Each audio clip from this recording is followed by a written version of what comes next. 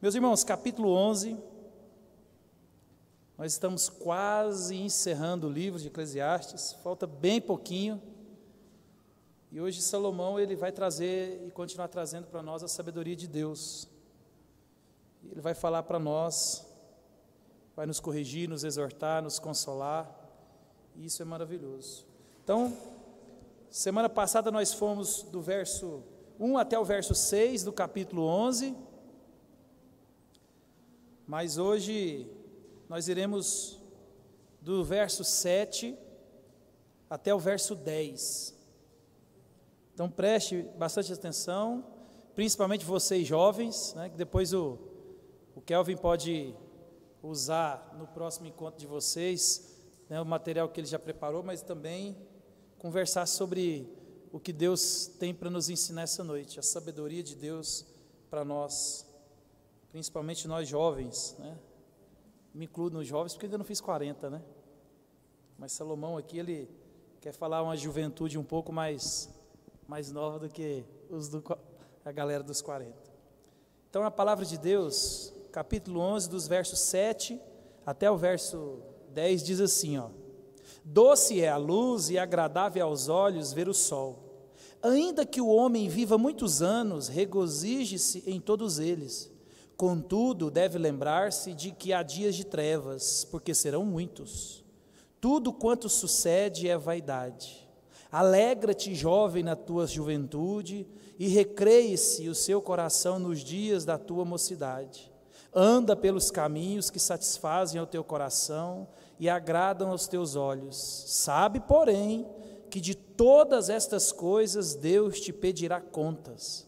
Afasta, pois, do teu coração o desgosto e remove da tua carne a dor, porque a juventude e a primavera da vida são vaidade. Baixe sua cabeça, vamos orar mais uma vez?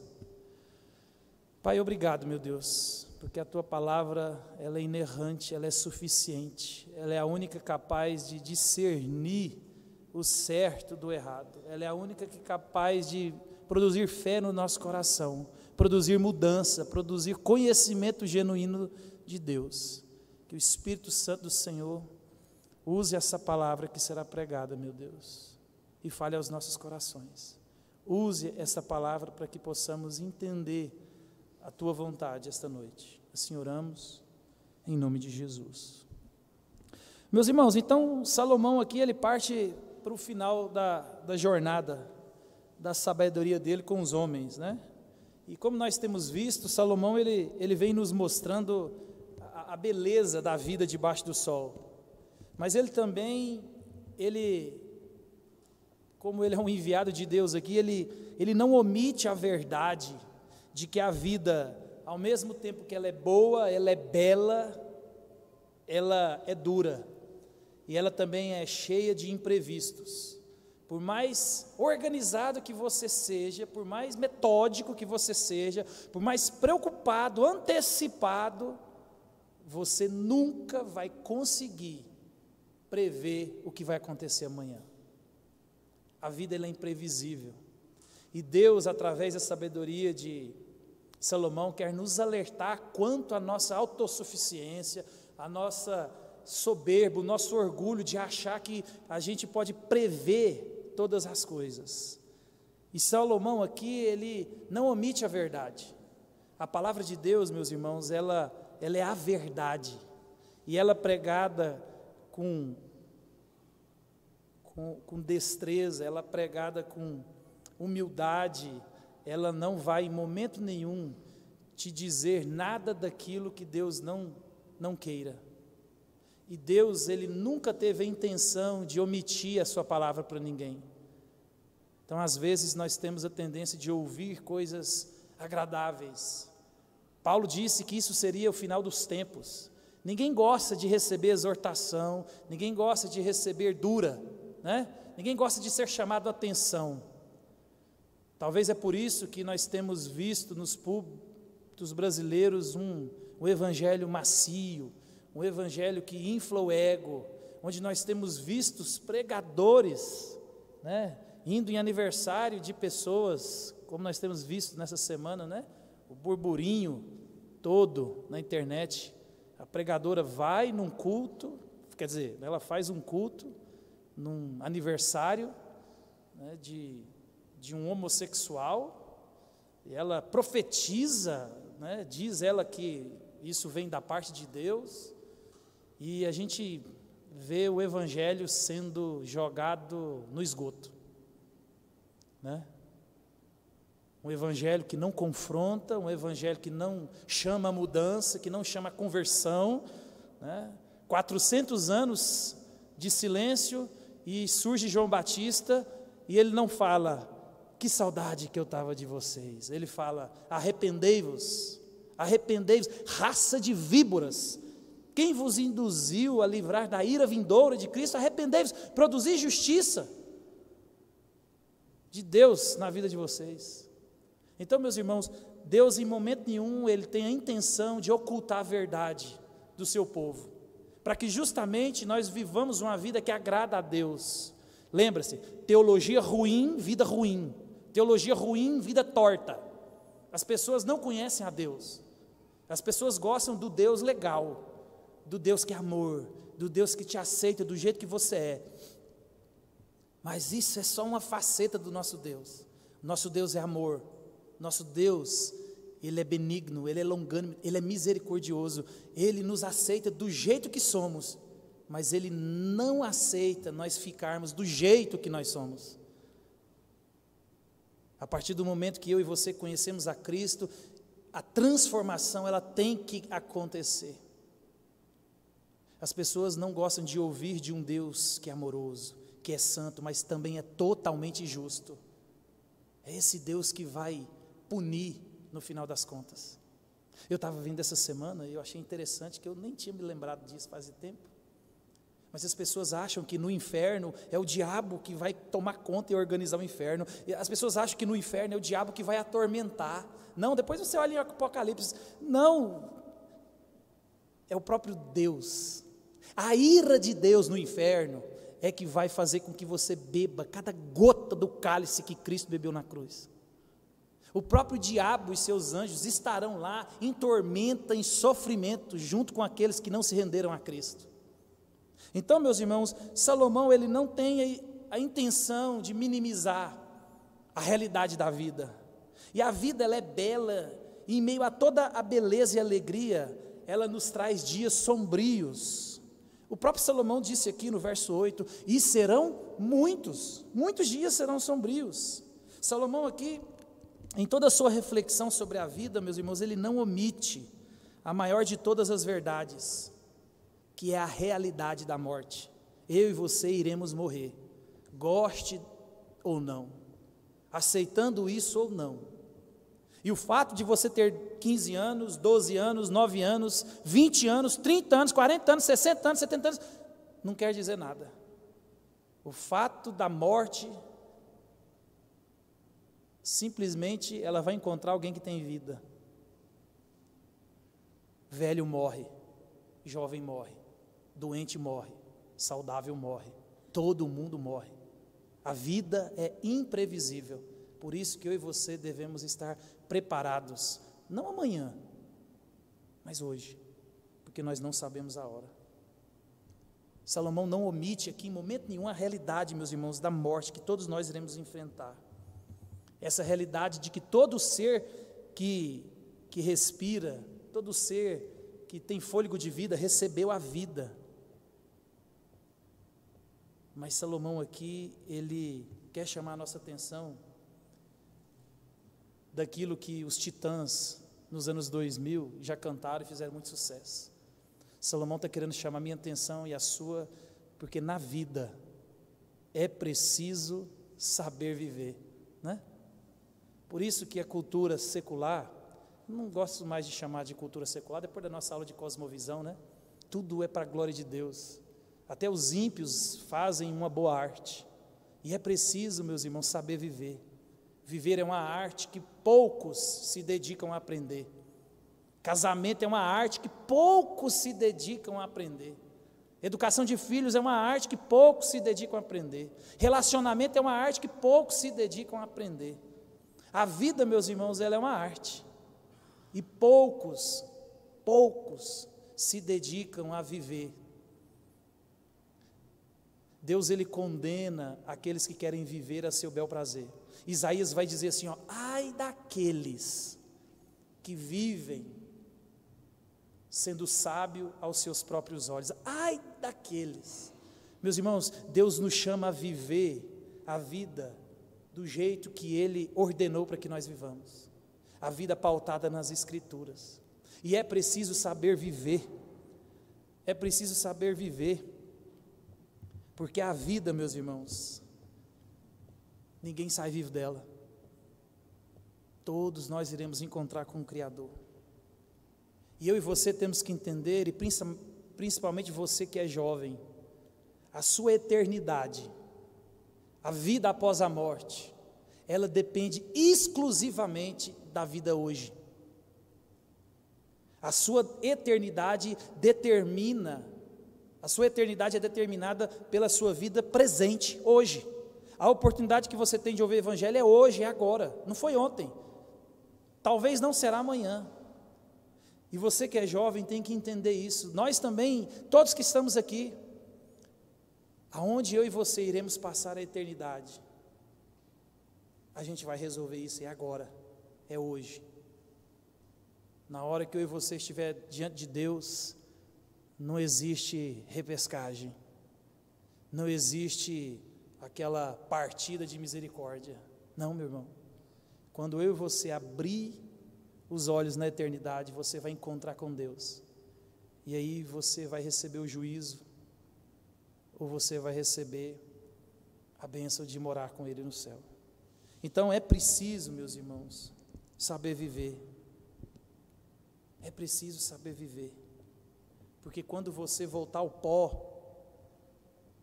você vai encontrar com Deus. E só aqueles que aproveitaram a vida, aqueles que souberam viver, esses é que terão um final feliz.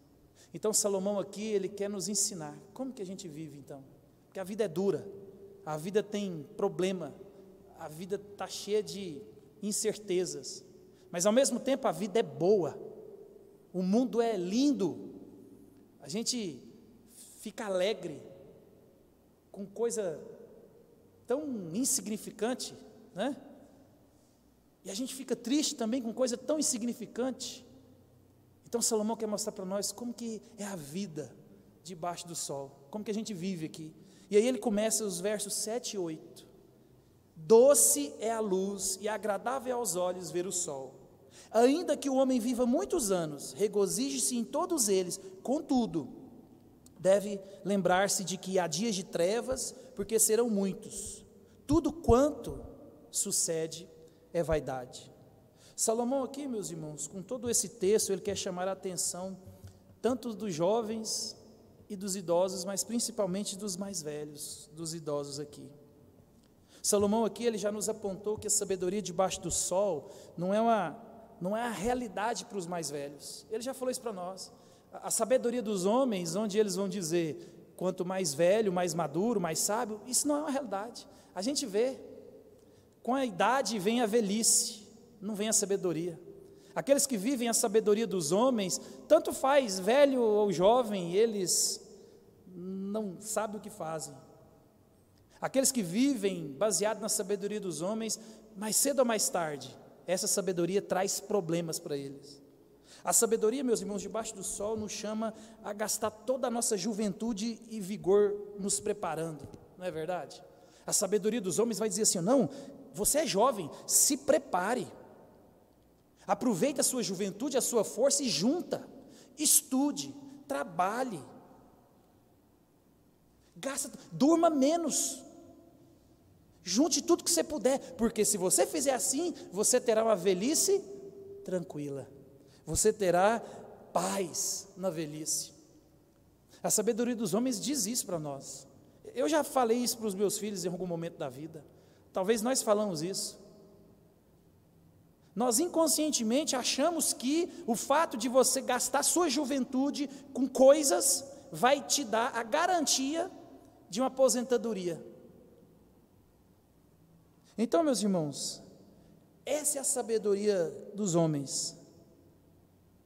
que diz que na sabedoria você priva dos encontros, priva da sua força, priva de tudo que você tem, porque agora é hora de trabalhar, agora é hora de juntar, agora é hora de se empenhar, porque depois você vai aproveitar as coisas boas da vida. É aquela ideia do materialismo filosófico, onde a ideia da metafísica, do espiritual não existe. Tudo se completa com a coisa aqui embaixo mesmo. Você vai se encher, se fartar e se alegrar e se suprir da coisa, do material. E muitos de nós aqui acreditamos nisso. A gente vê a vida em Lucas é assim. Nós temos ensinado isso, às vezes não com palavras, mas com a vida para os nossos filhos. Trabalhe, gaste a vida. É a queixa dos pais. Eu não tive tempo com você porque eu gastei minha vida para te dar essa vida. E aí a gente vai perceber, meus irmãos, que coisa não resolveu nada. Então, nós temos que entender que a sabedoria abaixo do sol, ela só traz isso. Ela traz essas incertezas. Mas o alerta aqui, nesses 2 versos, é de Salomão, que agora é um velho. Ele é alguém idoso, alguém experiente. E ele é alguém que recebeu a sabedoria, não dos homens, mas a sabedoria de Deus. Ele é alguém usado por Deus para trazer para mim e para você a sabedoria do como saber viver. A NVT, ela traz uma ideia que amplia a nossa compreensão nesses 2 versos. Ela diz assim, a luz é doce, como é bom ver nascer de novo um dia. Se você chegar à velhice, desfrute cada dia da sua vida. Lembre-se, porém, que haverá muitos dias sombrios. Nada do que está por vir faz sentido. Salomão aqui, meus irmãos, ele está mostrando para mim e para você que a vida, ela deve ser aproveitada desde o seu nascimento. Ele está mostrando aqui que a vida é repleta de doçura, a começar pelo simples fato de eu e você podermos ver a luz do sol naquele horizonte bonito, trazendo para mim e para você o nascer de um novo dia. A vida, meus irmãos, como nós já vimos isso, testificamos no nosso dia a dia, a vida ela é cheia de momentos doces, aquelas besteiras que só depois a gente vai dar valor, né? A hora que eu estava escrevendo, eu estava lembrando, e eu lembrei até do Manuel, aquela hora que você pega o neném, gordinho, você aperta, você beija, você sopra e faz barulho, e ele dá aquela gargalhada que a gente que é pai nunca esquece, aquela gargalhada, é aquela gargalhada de criança alegre, aquilo é a melhor coisa do mundo, é a doçura da vida. Aquilo ali, quem não quer ter filho, quando ele convive com aquele negócio ali, ele quer ter 50 filhos, isso é bom, isso é a doçura da vida, né? Quando você vai, por exemplo, pescar, e você está lá, de repente, cai um peixe no seu anzol, que momento maravilhoso, aquele peso do peixe, aquela briga, gente, aquilo é doce, a vida é boa demais, naquele momento você percebe que a vida é boa, são pequenas coisas, quando você e eu sentamos para saborear aquela comida, sabe, aquela comida que você come assim, e você fala, meu Deus, que sabor, isso é a coisa doce da vida, meus irmãos. É você poder matar a saudade de alguém que você não vê há um tempo, que você não conversa há um tempo, e você está perto, e você poder rever, né? Isso é maravilhoso, isso é a doçura da vida. Para a gente que um dia, né, sentiu aquelas borboletas na barriga, o coração palpitar e as pernas tremer quando você via seu amor, aquilo é maravilhoso. Nós, principalmente que estamos casados, a gente tinha que orar e falar, Senhor, deixa eu sentir de novo aquele frio na barriga quando eu olho para minha esposa, quando eu vejo ela. Meus irmãos, isso é a doçura da vida, isso é maravilhoso. São tantas coisas boas na vida, são tantas doçuras que a vida nos traz, que eu e você poderíamos aqui trazer exemplos e ficar aqui falando o dia todo. Mas Deus aqui quer chamar nossa atenção para reagir à vida com alegria e regozijo. Principalmente os mais velhos. Os mais velhos tendem a cada dia que passa ir se amargando da vida, das perdas e das dores. Não, Salomão está nos chamando e nos alertando para olhar para a vida é doce, a vida você só tem uma, e a sua vida é só hoje, a de ontem não existe, a de manhã também não existe. Vida é só agora, aproveita a vida que você tem, a vida é um dom de Deus, saboreie ela. Por isso que eu li o Salmo 150, onde ele convida todo ser que respira, louve a Deus, porque a vida que eu e você temos, meus irmãos, é dom de Deus, e Ele nos deu a vida com um propósito único, de usá-la para a glória dEle, e nós devemos nos alegrar. Deus nos deu essas coisas, que é tão singulares e tão comuns no nosso dia a dia, e a gente às vezes passa desapercebido, sem experimentar, sem parar para observar a doçura dessas coisas. Esses dias para trás eu estava lembrando, ou tentando lembrar, dos meus meninos pequenos, e o Davi tem 9 anos, eu não lembro de muita coisa. Eu fico pensando, quem tem um filho de 40, de 50, talvez é porque, meus irmãos, eu estava desligado, e não pude prestar atenção naquele detalhe, naquelas coisas que depois eu venho perceber que faltou. No meu HD não tem a memória. E Deus aqui chama a minha atenção e a sua, para a gente aproveitar a doçura da vida. Alegre-se, sinta alegria, porque a vida que você tem, independente se você reconheça isso ou não, aceite isso ou não, foi Deus quem deu. A sua vida é um presente de Deus. O simples fato de você estar aqui, você veio para o culto, uns veio a pé, uns veio de carro, isso é dom de Deus. Quantas pessoas, meus irmãos, que estão internadas, quantas pessoas estão aleijadas, quantas pessoas não têm força para levantar de uma cama, e queriam ter a alegria, a doçura da vida, de poder caminhar, chegar na igreja suado, e falar: Deus, obrigado, porque tem um ar-condicionado. E nós, por causa da correria da vida, por causa da sabedoria dos homens, nós estamos mais preocupados com a coisa do que com a vida. E nós passamos a vida na correria e nós deixamos de louvar a Deus, de agradecer a Deus, de render e adorar a Ele. E aí, pela graça de Deus, muitos ainda têm a oportunidade de, antes de morrerem, acordar para a vida e se reconciliar com Deus e falar: Deus, obrigado pela vida. Mas tantas pessoas que não tiveram essa oportunidade, meus irmãos. Então alegre-se, aproveite a vida, sinta a alegria no Senhor. A vida foi Ele quem deu, a sua vida não pertence a você, pertence a Ele. Por isso que o assassinato é uma ofensa a Deus, porque nós somos imagem e semelhança de Deus. A vida é dele, não nossa. E quando alguém mata alguém, alguém assassina a imagem de Deus, alguém tira a vida que pertence a Deus. É Deus é quem mata, Deus é quem dá o nascimento, é Deus é quem dá e quem tira a vida. E às vezes nós mais reclamamos da vida que Deus tem nos dado do que nos alegramos nela. Então Deus está falando aqui: se alegre na vida, se alegre, aproveita a vida. Mas Ele vai seguir aqui com um alerta para mim e para você, principalmente para os mais idosos. Contudo, lembre-se de que há dias de trevas, porque serão muitos. Meus irmãos, a vida, ela traz consigo mais do que doçura. A vida, como Salomão tem mostrado para mim e para você, a vida, ela é agridoce. Deus nunca Deus enganou seu povo, meus irmãos. É porque talvez você nunca leu as Escrituras, mas Deus nunca enganou seu povo. A vida plena e abundante a qual Deus promete nunca foi debaixo do sol, nunca. A vida plena, a vida abundante a qual Deus prometeu, e é uma promessa, e creia que vai acontecer, ela é para além desta vida. Salomão aqui, usado por Deus, ele está falando aqui, ó, a vida é doce, aproveita, se alegre, mas se prepare,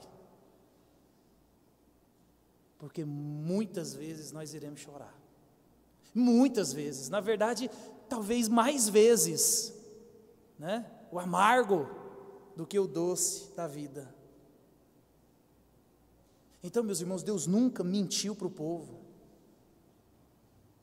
Essa ideia que muitos vendem, que muitos correm atrás, de que Deus, Ele tem para o seu povo saúde, riqueza e vitória, é uma mentira, isso não existe. Lembra, a vida é doce, e nós podemos desfrutar da doçura da vida em momentos de saúde, em momentos de riqueza, em momentos de alegria, de saúde, mas Deus nunca prometeu isso para mim e para você, nunca, nessa vida não. Por isso que você precisa saber viver. Se você não aprender a viver, você vai viver uma vida amargurada.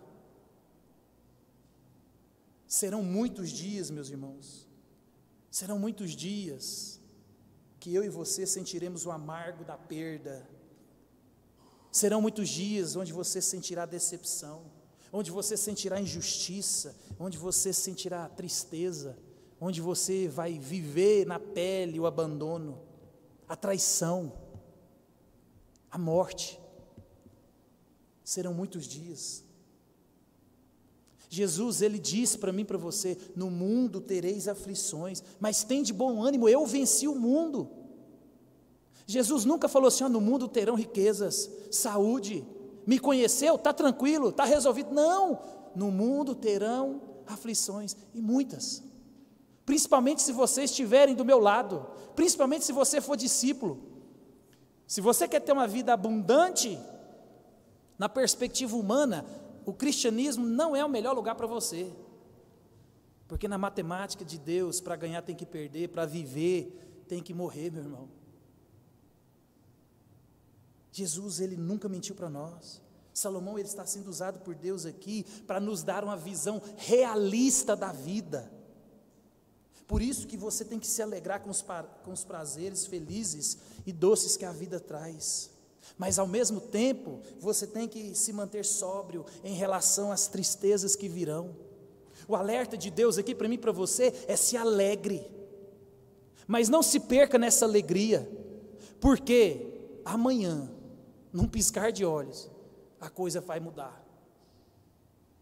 O sol, o dia bonito, azul, num piscar de olhos. A gente viu isso ontem lá na chácara. A gente chegou, estava um sol bonito, não tinha um vento, o céu azul. De repente fechou tudo, sumiu o sol e começou a ventar, e era vento, e era vento, e era terra. A vida é assim, meus irmãos, ela é tão bonita, mas no mesmo instante ela muda. Salomão aqui, ele começou o livro e ele diz para nós, lá no capítulo 1, no verso 1, ele vai dizer assim: a vida é vaidade, tudo é vaidade, tudo é vaidade, é poeira, é frágil, é efêmero, é passageiro, é fumaça. Você não consegue pegar, por mais que você tenta pegar a vida, você não consegue, porque ela é assim. A vida, meus irmãos, ela é passageira, a vida ela é dinâmica. Por isso que se alegre hoje, essa é a vontade de Deus. Mas não tenha essa ilusão de que a vida ela é estática. Não caia no engano de que a felicidade de hoje é a felicidade eterna. Não caia no engano do casamento perfeito, da vida perfeita, do filho perfeito, marido da esposa perfeito, da igreja perfeita, do pastor perfeito, do amigo perfeito. Não existe isso. Nós temos momentos de alegria, de doçura, mas serão muitas as decepções. Por isso que o salmista, quando ele escreveu no Salmo 118, 24, ele entende isso, ele vai dizer assim: este é o dia que o Senhor fez, regozijemo-nos e alegremo-nos nele. No dia? Não, no Senhor. Porque se a minha vista e a sua vista estiver canalizada acima do sol, não importa as circunstâncias, doce ou amarga, nós iremos nos alegrar no Senhor. Esse é o dia que Deus te deu, se alegre nele. É hoje que Deus te deu. Por isso que enquanto você estiver debaixo do sol, meus irmãos, aproveite as alegrias e as doçuras da vida. Mas quando o amargo te encontrar, olhe fixamente acima do sol, porque o próprio Salomão já nos mostrou: há tempo para todo o propósito debaixo do sol. Deus é quem controla tudo, não sou eu e não sou você. Na vida, meus irmãos, viva ela todos os dias, desfrute cada momento com a alegria de Deus, mas nunca perca de vista que você e eu passaremos pelo vale da sombra da morte, e só aqueles que em meio ao vale da sombra da morte olham acima do sol têm esperança. Só aqueles que olham para cima do sol pode dizer, como o salmista do Salmo 121, eu levo os meus olhos para os montes, por o alto. De onde me virá o socorro? Meu socorro vem de Deus que fez os céus e a terra. Meu socorro vem do Deus Criador, do Deus soberano, do Deus que todo poder está nas mãos dele. Nada foge ao controle dele, meus irmãos. Se revista de Deus. Paulo, escrevendo aos Romanos, quando ele vai terminar a carta, ele vai dizer assim, ó, se revista de Deus. Se revista de Deus, ele vai dizer assim, ó, portanto, tomai toda a armadura de Deus, para que possais resistir no dia mau. E depois de teres vencido tudo, permanecer inabalável.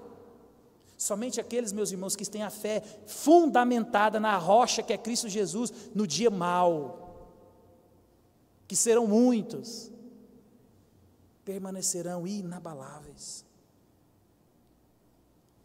Salomão aqui, ele continua, e agora ele se dirige aos jovens. E o alerta aqui ainda é mais sério. Talvez é porque há uma grande facilidade nos jovens, né, de não medir as consequências de suas escolhas. Por isso que vocês que estão aqui hoje jovens, Jefim, Jéssica, Mateus, Bruno, Adriano, Ana Júlia, Luísa, Davi, e o amigo deles ali, e o Edson. Esses são os jovens mais jovens. A Mara está ali atrás da placa, né? Por isso que eu não vi ela. Então, meus irmãos, vocês que são jovens, nós sabemos o que vocês passam. Nós também passamos por uma fase da nossa vida que a vida era uma loucura, a gente não media consequências, na verdade a gente nem somava nada, né? A gente achava que a vida era só alegria. Então talvez é esse o alerta que Salomão quer nos dar aqui, tanto para esses jovens adolescentes, quanto para os jovens adultos aqui também. Ele vai dizer assim, ó, no verso 9, alegra-te jovem na tua juventude e recreie-se o seu coração nos dias da tua mocidade. Anda pelos caminhos que satisfazem ao teu coração e agradam aos teus olhos. Sabe, porém, que de todas estas coisas Deus te pedirá contas. Salomão aqui, meus irmãos, ele continua nos dando a sabedoria de Deus, agora voltada para os jovens. E é interessante que aquela ideia de que muitos têm, de que os jovens não podem aproveitar a vida, né? Parece que ela não combina com a ideia da Bíblia. Principalmente dentro da igreja, parece que a gente quer privar os jovens de se alegrar em Deus. Os cultos dos jovens são diferentes porque eles são jovens, eles pulam, eles se alegram, eles correm, eles gritam. E às vezes parece que a gente quer reprimi-los. Mas olhando para cá, parece que a ideia é que Deus fala, deixa eles aproveitar esse momento, porque eu e você, já passou, a gente não vai ficar pulando mais na igreja, né? Os nossos cultos são mais normais, a gente gosta do culto mais redondinho, a gente gosta mais da música mais calma. Eu conheço 2 igrejas onde eu moro, que elas nasceram por causa de uma briga na igreja, por causa da bateria. Porque o jovem queria bateria, o jovem queria guitarra, mas a velha guarda queria aquele velho órgão, né? E aí vem a juventude, querendo se alegrar num culto, né? Vamos colocar uma bateria, vamos colocar uma guitarra. Não, rachou. Mas a graça de Deus, né? Hoje são 2 igrejas grandes. Então, meus irmãos, a ideia aqui é que os jovens devem se alegrar com toda a sua força, com toda a sua avidez, se alegrem. O sábio aqui, ele incentiva que esses jovens se alegrem durante esse período de vida, porque vai passar. Eu gosto aqueles memes na internet, né, onde ele faz aquela pergunta, você jogou bola na rua e nunca soube que aquele seria a última vez. Não é verdade? O último dia que eu joguei bola na rua, o último dia que a gente derrubou latinha, o último dia que a gente tocou campainha, o último dia que a gente roubou manga, o último dia que a gente roubou goiaba. Eu falo roubar aqui, mas a gente pegava do lote vago, né? Não era um roubar. Mas o fato é que eu e você fazíamos essas coisas, nos alegravam na nossa infância, na nossa juventude, e a gente não se atentou que dia que isso acabou. Simplesmente parou. E a gente tocou a vida e ficou grande, né? Eu estava hoje lendo a postagem do nosso irmão Mateus, E eu cheguei que ele era um menino. Hoje ele postou foto de um bigode na internet. Depois vocês contemplam lá. Está nas redes, é público. Estou falando porque é público, né? Se está nas redes, é público. Então, ele já tem bigode. Né? Tá certo que é aquele bigode de ladrão de bicicleta, mas é um bigode, né? Então, meus irmãos, ele não vai prestar atenção. Eu falei para a Janinha esse dia para trás. Eu falei, Janinha, no começo do ano os meninos brigavam aqui na frente de casa, e o pau comia, né? E o futebol cantava, acabou. Os meninos não brincam mais, porque o Mateus virou a chave. É que ele puxava a galera, ele não quer mais, ele virou a chave, agora não tem mais brincadeira. E ele não lembra o último dia que ele brincou de bola.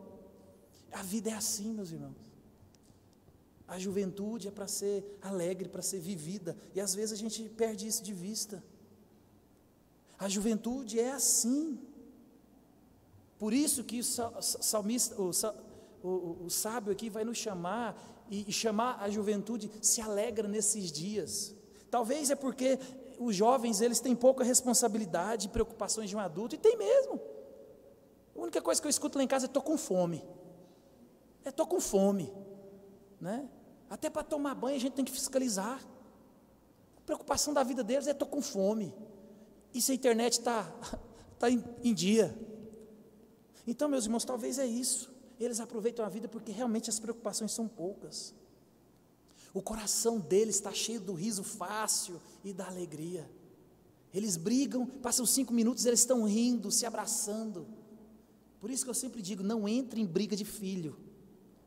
Passa 5 minutos, eles estão se abraçando e beijando, e os pais estão bicudos. Criança é assim, a juventude é assim. É o riso fácil, a alegria. Porém aqui o pregador vai dizer: se alegre e recreie o coração, se aventure em seus sonhos, se arrisque, mas saiba que de tudo isso Deus prestará conta. A juventude é assim, a gente sonha, sonhos inalcançáveis. Eu falava isso para a Júlia, né? Minha filha, menos. Ela sonhava coisas que era impossível, mas depois eu falei, é assim a nossa vida. Os jovens pensam em ir em lugares que eles sabem, a gente sabe que talvez nunca irão. Eles sonham fazer coisas que a gente sabe que talvez nunca farão. Esse é um traço da juventude. Eles arriscam mais do que nós. E eles têm essa perspectiva. E vocês devem fazer isso mesmo. Sonhem, se alegram, façam todas essas coisas. Mas o sábio Salomão aqui quer te ensinar a viver, e ele vai dizer assim, ó: mas lembre-se, não se esqueça de que toda a sua vida, de tudo que você faz, você irá prestar contas para Deus. E a juventude, meus irmãos, ela carrega os seus perigos, porque muitos jovens acham que podem fazer o que quiserem. Muitos jovens, eu já escutei isso: ah, pai, nada a ver, é só você que acha. E a juventude, ela é perigosa porque o jovem, né, ele não tem esse limite, ele não tem esse senso do perigo. E o jovem tende, né, a escutar a voz do seu coração, né? Ele acha que ele pode sonhar, que aonde os seus olhos alcançarem, seus sonhos os levarem, eles vão chegar lá. Por quê? Porque os jovens tendem a pensar somente neles mesmos. A gente compra uma Coca-Cola, é para todo mundo, eles compram uma Coca-Cola, eles colocam um papel lá e falam assim: essa é só minha. A vida deles, eles só pensam neles mesmos. Tem pouca responsabilidade. Os jovens acham que a nossa agenda, ou tudo, o mundo gira em torno da agenda deles. Eu estava vindo de carro essa semana, fui buscar os meninos, falei: ó, gente, amanhã a gente vai para a chácara, tem batismo. Eu não vou não, porque eu tenho futebol. Falei: opa, a agenda é minha. É assim, ó: pai, eu tenho futebol, eu queria ir, tem como eu ir? Não é, eu tenho futebol e se vira com a sua agenda. Não, mas os jovens são assim. Eles acham que a vida gira em torno deles, e você que se vire para comprar, para fazer e para atender as necessidades deles. Esse é o traço da juventude hoje. Os jovens, meus irmãos, eles não pensam em nada, ou quase nada nas consequências. Eu fui jovem um dia.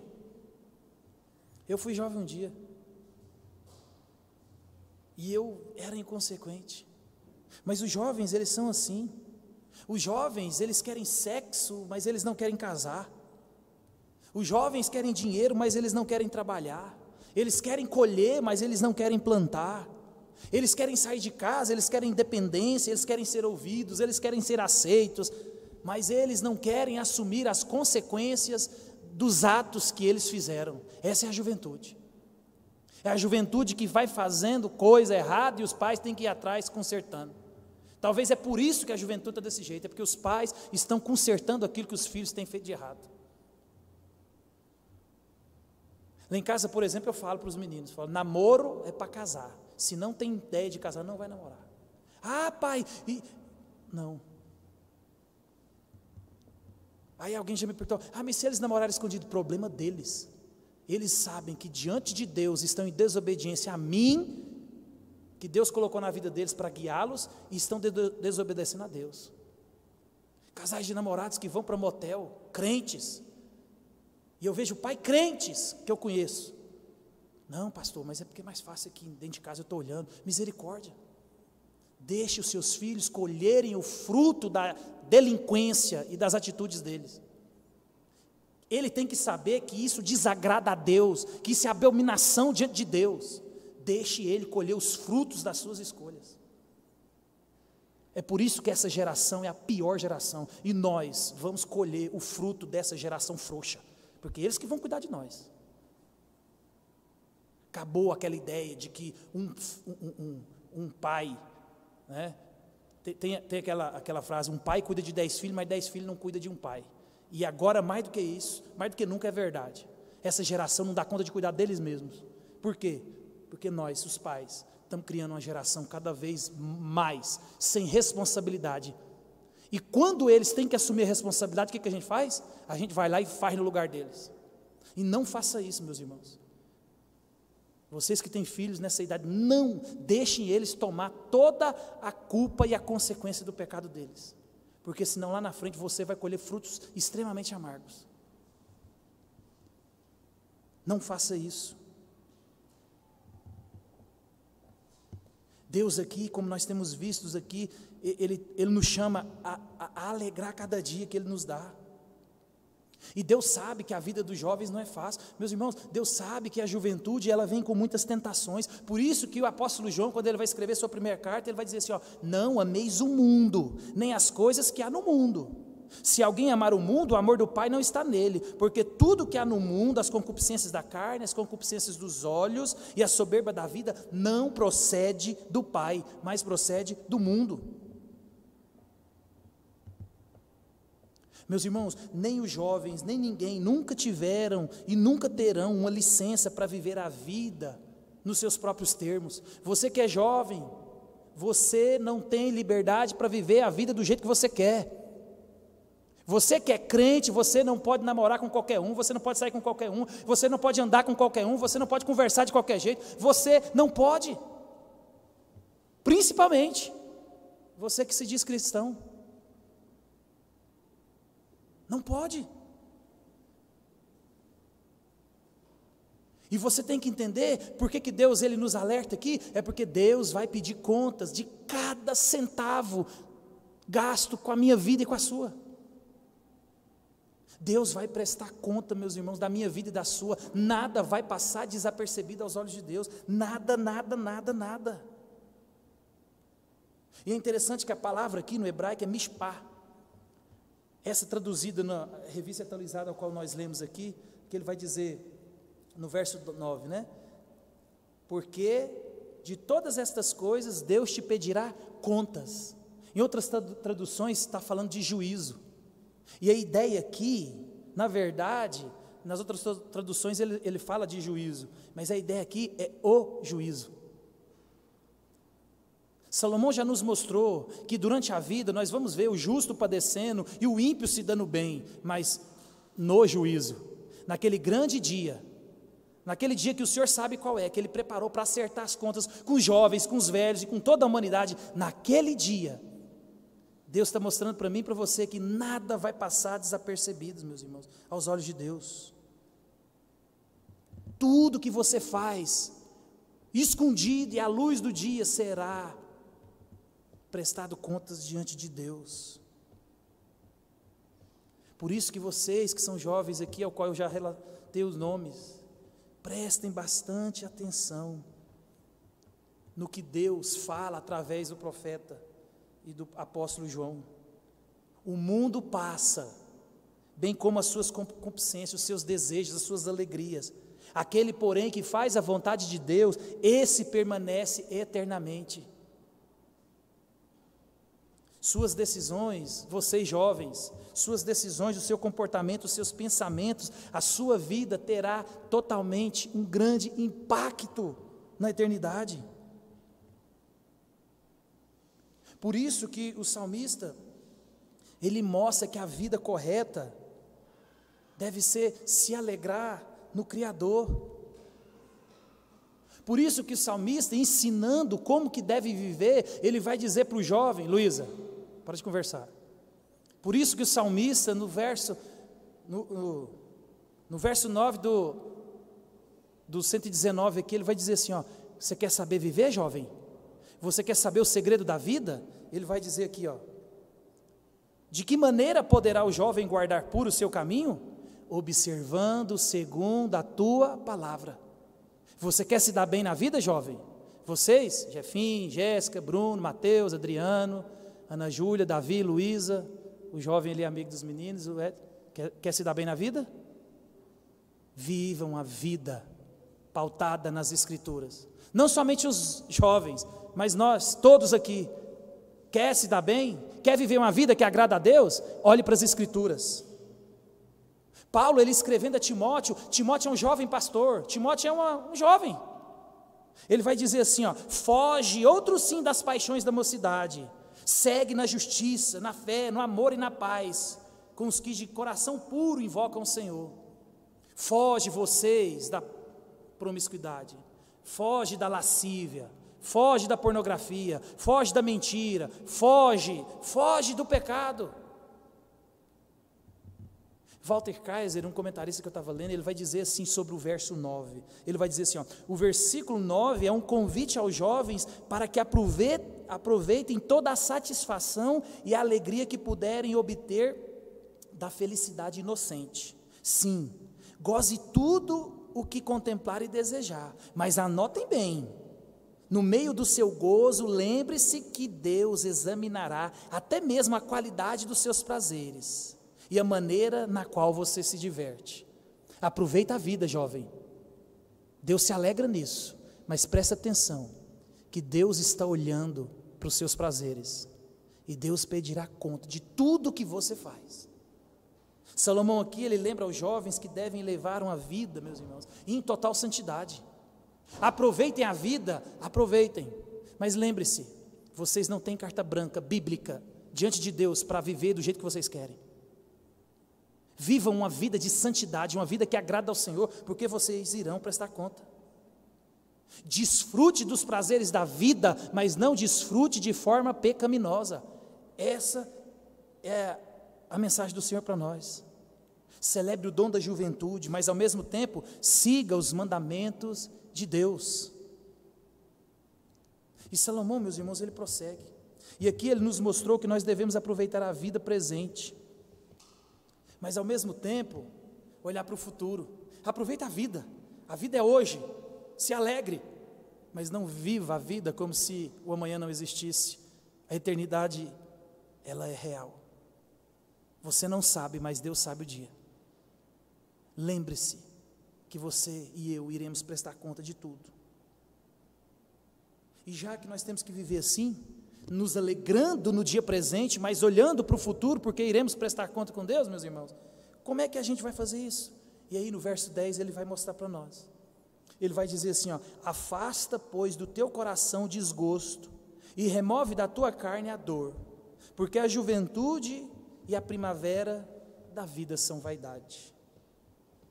Salomão em Provérbios 4, 23, ele já nos ensinou, se de tudo que deve guardar, guarde o seu coração, E aqui eles começam também com o coração. Afasta do coração. Por que o coração? O coração é a sala de comando dos homens. No coração é de onde vem, meus irmãos, o seu pensamento, os seus desejos, as suas emoções, as suas vontades, tudo vem do coração. E aí, como viver uma vida da alegria presente com esperança futura de um encontro com Deus? Você vai encontrar com Deus, como você vai viver isso? Ele vai dizer aqui, ó, tirando do coração o desgosto. E desgosto é qualquer problema que nos cause preocupações, que enfurece, que entristece ou irrite. Tire do coração o desgosto. Tire do coração aquilo que te preocupa.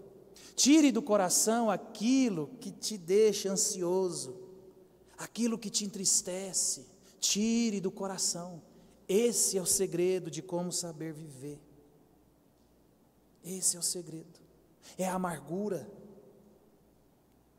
A amargura que as pessoas vão acumulando dentro do seu coração por causa de uma vida amarga, porque ele não aproveitou a doçura da vida, mas ele pegou a amargura da vida, e ele curtiu não a doçura, mas ele curtiu a amargura.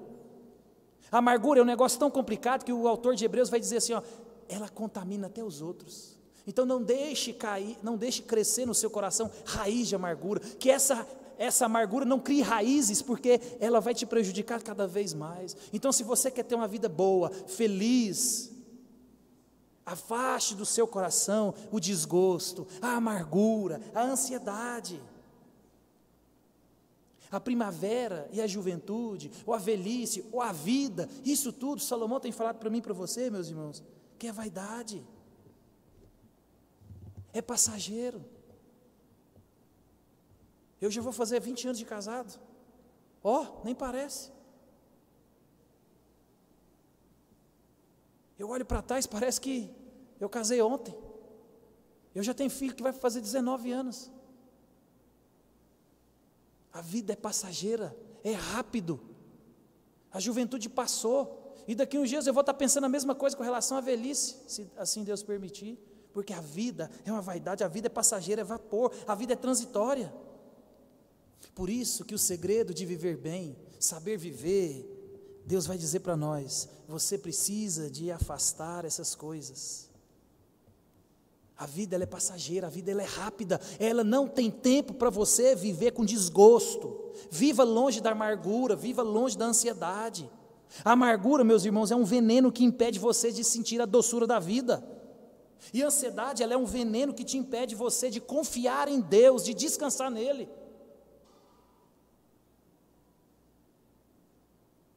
Tire isso do seu coração. Cristo hoje te chama para uma renovação da mente, para que você experimente a boa, a perfeita e a agradável vontade de Deus.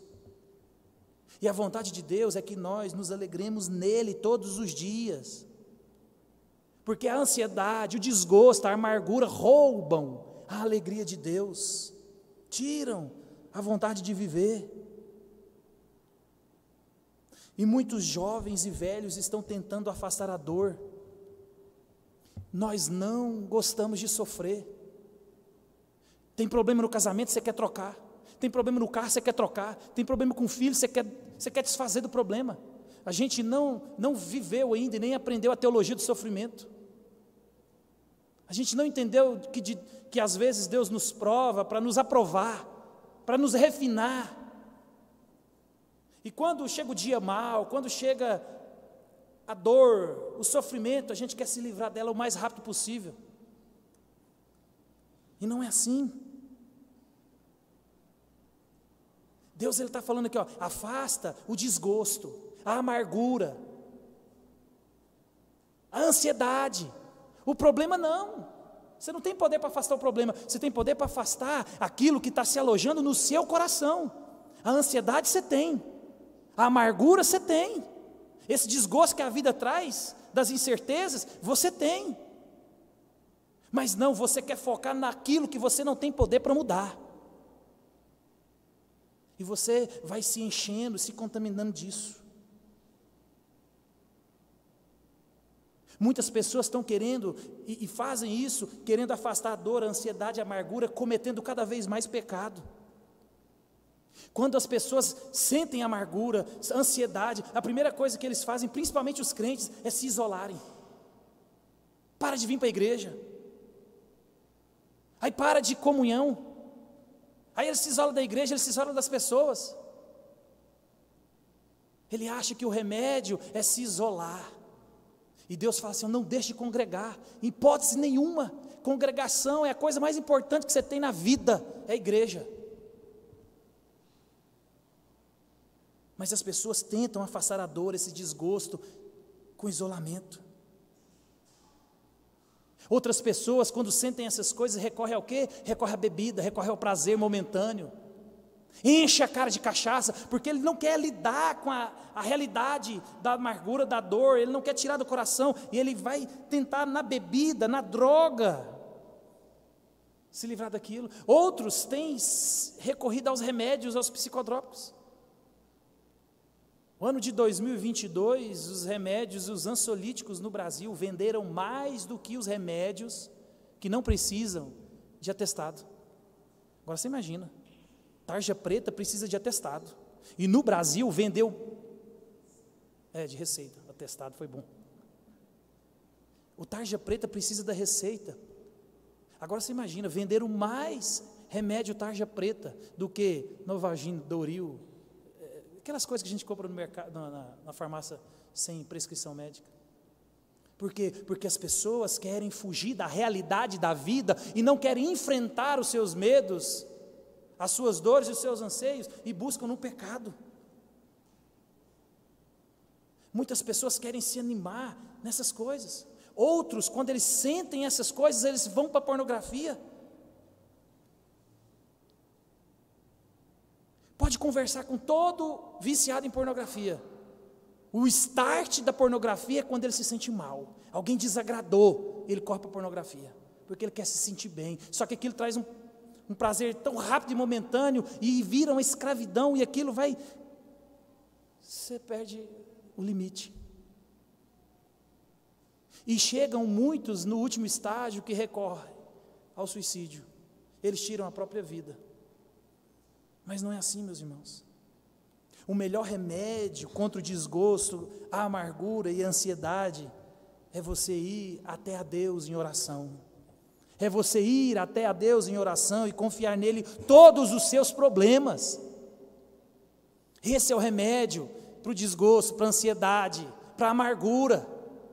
Cristo Jesus. Não o isolamento. Corram para os braços de Deus, não dos braços de Deus. Por isso que Paulo, ele escreve em Filipenses 4,6, ele vai dizer assim, não andeis ansiosos de coisa alguma, em tudo, porém, sejam conhecidas diante de Deus as vossas petições pela oração e pela súplica com ações de graça. Quando eu e você, meus irmãos, seguirmos todas essas ordens de Deus, aí eu e você iremos ouvir a promessa que chega logo em seguida no verso 7, e a paz de Deus, que excede todo o entendimento, guardará o vosso coração e mente em Cristo Jesus. Se alegre, viva a vida, mas não se perca nos prazeres dela. Se prepare para o dia mau, que porventura talvez será maior e mais constante do que a doçura da vida. Você jovem, viva a vida, aproveite, alegre-se em Deus, porque Deus está vendo tudo que eu e você temos feito, e nós iremos prestar conta de tudo. Uma vida boa é alguém que tira do coração o desgosto, a amargura e a ansiedade. E somente em Cristo Jesus, através da oração, é que nós iremos, mais uma vez, ouvir as promessas e crendo, vamos experimentar a paz de Deus, que essa paz, ela excede todo o entendimento. Amém?